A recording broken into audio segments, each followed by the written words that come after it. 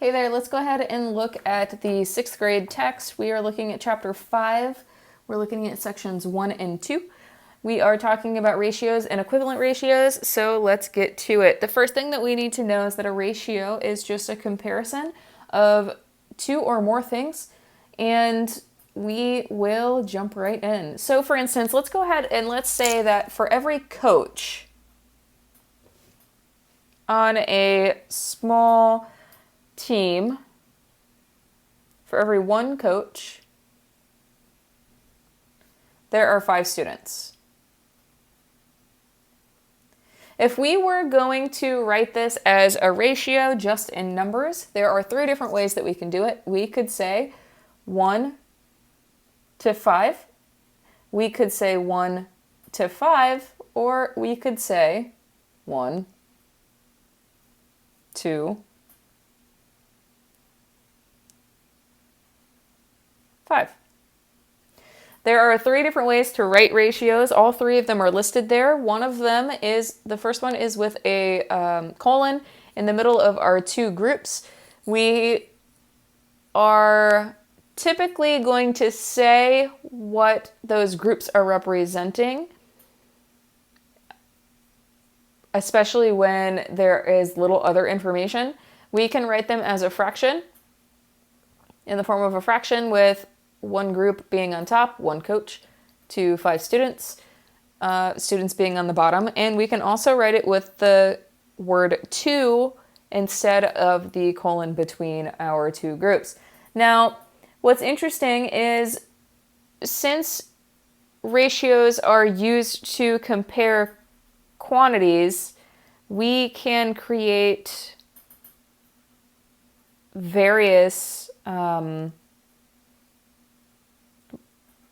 problems and configure various problems using different ratios that actually mean the same thing. So by saying that, I mean that we are looking for equivalent ratios. Equivalent meaning equal ratios. So let's go ahead and do that with our 1 coach to 5 students here. So we have 1 coach that walks onto the field and he's working with 5 students. Well, what happens when we end up with 2 coaches? We're going to have 2 coaches, and we need to know how many students there are. Well, if for every 1 coach, there are 5 students, now that we have 2 coaches, we have multiplied the number of coaches by 2. We also realize that we can multiply the number of students by 2. Now that we have 2 coaches, we have 10 students out on the field. Let me show you how to look at that in another way. So let's go ahead and let's say that we have written out our ratio as such. And we're going to write an equivalent ratio, meaning that we're still keeping the same compared groups, and we're also making sure that they are equal or equivalent to one another. That the groups are changing in the same amounts for both the first part and the second part of the ratio. The coaches are changing the same way that the students are changing in equal amounts.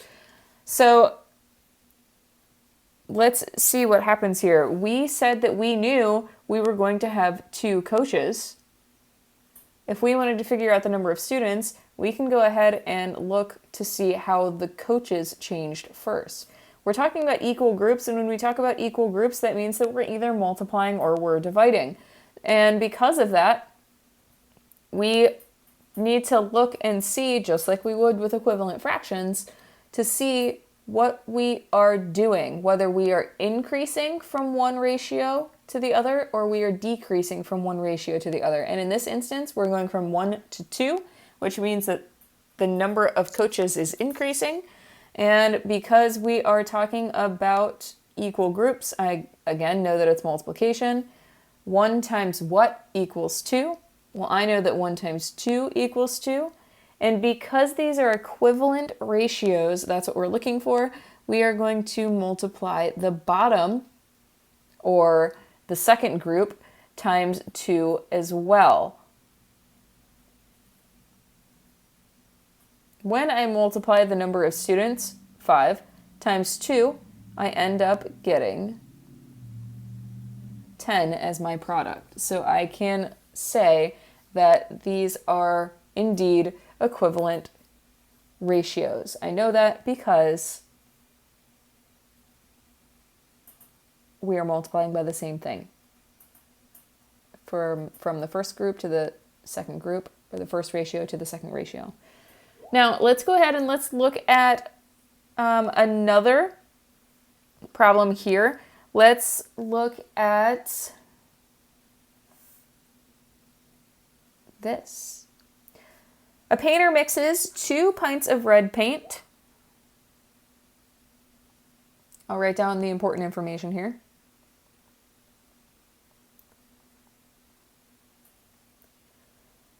With 3 pints of blue.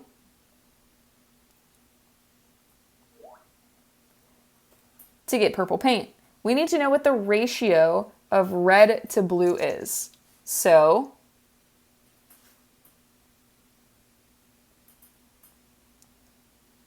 what that means is we are going to go back into our word problem and we are going to look specifically at the number of pints for red first. We're looking for red first because red is the first group that is mentioned here. So red had 2 pints. Now red to blue means that we can write it with our colon. We've already written red, now we need to look at blue. Blue, if we go back, looks like 3 pints of blue. So our ratio is 2 to 3. Mind you, there are many different ways that we could write that. We could write it as 2 to 3 as a fraction. We could write it as 2 to 3 with the word 2 in the middle, and that would be perfect as well. All right, let's go ahead and look at another one. Say, for instance, we were asked to write down the ratio of blue to red. If we were looking at the ratio of blue to red, we would be looking at blue first, which was 3 pints we saw up at the top, and we are writing it 2. I went ahead and put my colon to represent 2. Red, which was 2 pints. Again, we could write that as 3 over 2. We could write that as the word 2, and the number 2, and those would be perfect. Let's say, for instance, they were asking us for the ratio of red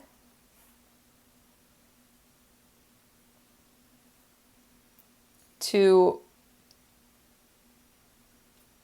all pints. In this instance, we would write down exactly what is mentioned first, which is red, and that's 2. We're going to do 2, the word 2 as our colon, and then it says all pints. All pints is going to be represented by the sum of all of the pints of paint that are used here. And we had 2 pints of red, 3 pints of blue. 2 plus 3 equals 5. So 2 to 5 here would be the ratio. Let's go ahead and look here at a little bit more for equivalent fractions. Say, for instance, we were given a problem like this from our textbook. Maybe we have a ratio of 2 to 1, and we need to figure out what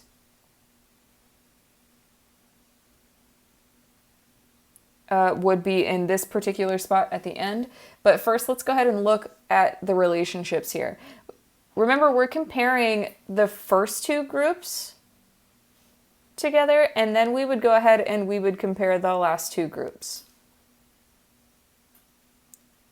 Looking at our first 2 groups, we would ask ourselves, okay, is this increasing from first group to first group, or is it decreasing? It's increasing here. If it's increasing, remind you, we are working with equal groups, which means that we are doing multiplication or division. We ask ourselves, how did we get from 2 to 6? Well, we multiplied by something. We multiplied by 3. Now, in order to make sure that our ratios are equivalent, we have to have the same rule for both sides. So, or the same factor for both. So let's go ahead and look here. How did we get from 1 to 3, comparing our second parts of these equivalent ratios? And we see that we are increasing, and we are increasing by what? We are increasing by a factor of 3. That one was super easy. There are times, though, that we would be going backwards. So, for instance, had we have written this as 6 to 3 and 2 to something, we know based off of the first problem that, yes, that's going to be a 1 in this particular spot. But if we didn't, we could compare to find what that last portion of that last ratio is.